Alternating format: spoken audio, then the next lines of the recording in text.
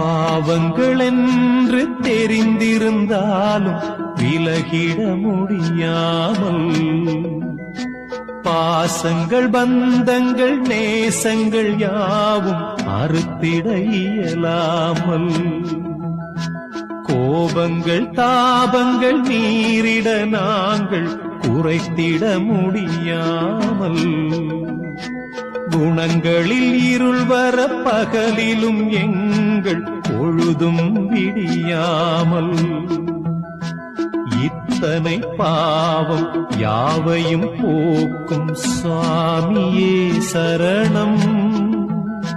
சத்தியமாக சத்தியம் காக்கும் சுவாமியே சரணம்.